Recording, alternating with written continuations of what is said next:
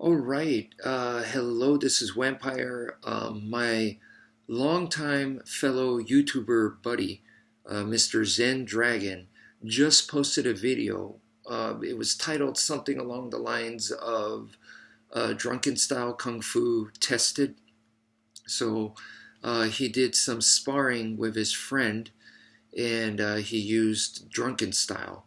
And it's a really interesting video. I'll post a link on the bottom and in the description box so you guys can check it out. Yeah, I'm just here to share my 2 cents on it. And okay, so uh, as a martial artist that likes a bunch of different styles, and that's me. And clearly, Mr. Zen Dragon also is one of those guys. We just like martial arts, and we've been doing it for a long time. And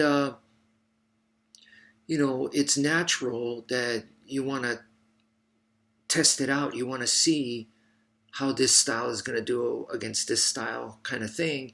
And I think a lot of people get the wrong idea that, like, if I said I'm an Escrima guy, which I am, and I'm gonna be like, I'm gonna go into MMA and I'm gonna fight this other guy that's maybe a judo guy. He's really really good at judo, but he's an MMA fighter, and I'm gonna fight him in the cage, and I'm gonna represent Escrima. So it's Escrima versus judo MMA or whatever, something like that.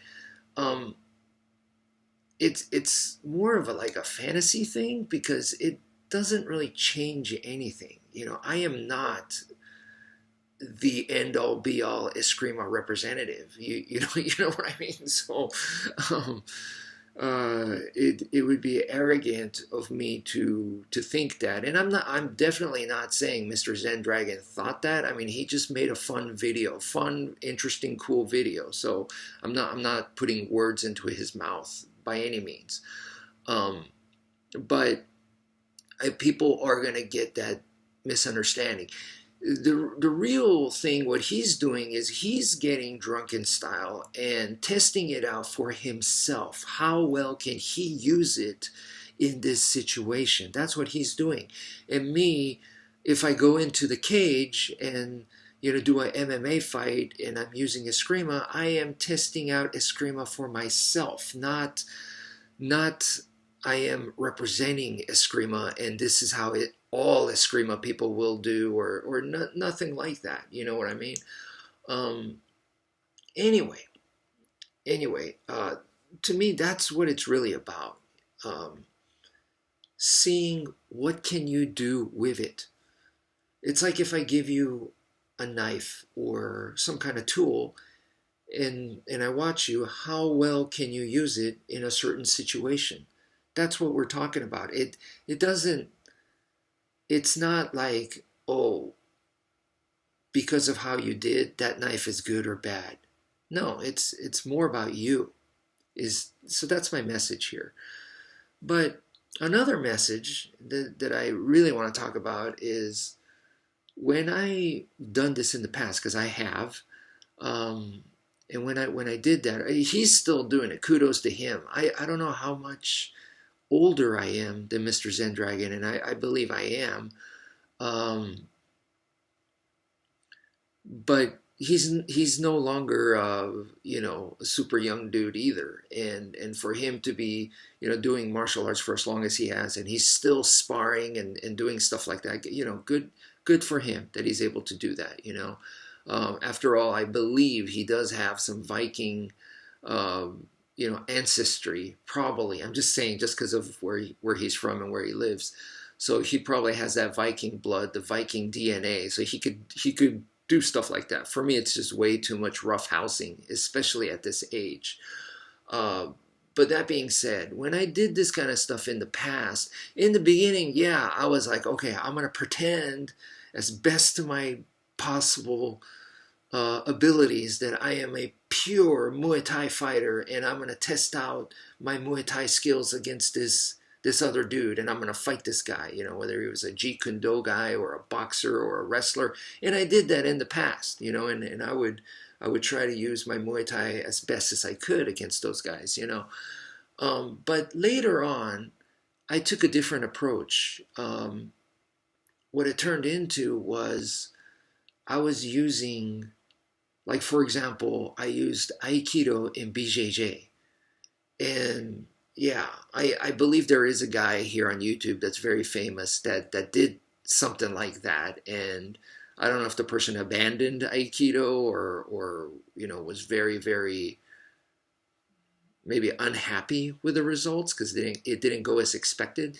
What I did was, because by that time I had already been doing quite a bit of MMA and MMA related arts, and look, I'm not saying that I'm awesome at it. I'm just saying that I did put in a lot of time into it. Nowhere near what it takes to be even like a decent beginner by today's standards, but it's just different times back then.